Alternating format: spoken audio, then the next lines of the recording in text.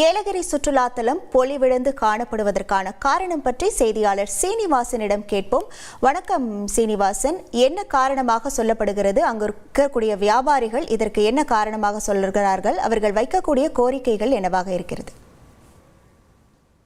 தமிழகத்தில் இருக்கக்கூடிய சுற்றுலா தலங்கள்ல ஒரு முக்கிய சுற்றுலா தலமான ஏலகிரி மலை சுற்றுலா தலமானது திருப்பத்தூர் மாவட்டத்தில் அமைஞ்சிருக்கு. இந்த ஏலகிரி மலை சுற்றுலா தலத்தை பார்த்தீங்கன்னா மலைகளின் இளவரசி, ஏழைகளின் ஊட்டி என்று பெருமையோடு அழைக்கப்படுகிறது. தற்போது அந்த ஏலகிரி மலை சுற்றுலா தலமானது சுற்றுலா பயணிகளினுடைய வரத்து தற்போது குறைந்து வருவதாக ஒரு குற்றச்சாட்டு எழுந்திருக்குது. இது குறித்து பேசுவதற்காக இதே பகுதியை சேர்ந்த கோவிந்தாசாமி என்பவர் நம்முடன் இணைந்திருக்கிறார். அவரிடம் இது குறித்து கேட்டு பெறலாம். ஐயா வணக்கம். ஐயா வணக்கம். இப்போ பார்த்தீங்கன்னா ஏலகிரி மலை சுற்றுலாத்தலம் சுற்றுலா பயணிகளுடைய வரத்து குறைஞ்சிட்டு வரதா ஒரு குற்றச்சாட்டு எழுந்திருக்கு. அதுக்கு உங்களுடைய கருத்து என்னன்றது சொல்லுங்க. ஐயா, என் பேர் கோவிந்தசாமி. நான் நிலாவூரை சேர்ந்தவர், முன்னாள் தலைவர். 1996 இருந்து 2010 வரையிலும் தலைவராக இருந்தோங்க. அந்த நேரத்தில் இந்த சுற்றுலா பயணிகள் எல்லாம் நிறைய வருவாங்க.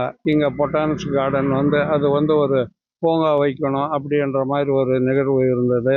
இதே நம்ம நேச்சுரல் பார்க்கு அங்கே நீர்வீழ்ச்சி, மியூசிக்கு எல்லாம் நிறையா ஒரு ப்ரோக்ராம் இருந்தது. அதே மாதிரி பக்கத்தில் போட் ஹவுஸ் இருந்தது. போட் ஹவுஸில் நல்ல ஒரு நிகழ்ச்சிங்க எல்லாமே இருந்தது. இப்போ தற்காலிகம் வெறும் போட்டிங் மட்டும்தான் தன்னோர் ஆகின்னு இருக்குது. அதே மாதிரி 2010 பேராகிரைடிங் 2-3 இடத்துல ஏற்பாடு பண்ணாங்க.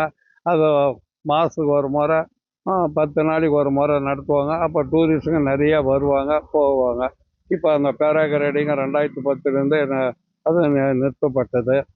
அதே மாதிரி நிலாவூர் பகுதியை சேர்ந்த இடத்துல மாதிரி வில்லேஜ் கூரையாலே கட்டப்பட்டது. அதனால் இயற்கையான ஆதி பழங்குடியினுடைய வீட்டை கட்டி அங்கே ஒரு நல்ல ஒரு தலமாக இருந்தது. ரோப் கவர் இருந்தது. இப்போ அந்த ரோப் கவரை வச்சு தான் இப்போ ஏலகிரி மலையில் சுற்றுலா பயணிகள் ரோப் கவர் பண்ணிங்கிறாங்க. நம்ம கவர்மெண்ட் இதில் ரோப் கவர் கட் ஆகி போச்சு. இந்த மாதிரி பல நிகழ்வெல்லாம் குறைஞ்சிக்கிட்டு வருது. வர டூரிஸ்ட்டுங்களும் நிறைய வராங்க. இங்கே பார்க்க இடம் இல்லைன்னு சொல்லி உடனே ரோட்லேயே இருந்துட்டு ரோட்லேயே திரும்பி போகிறாங்க.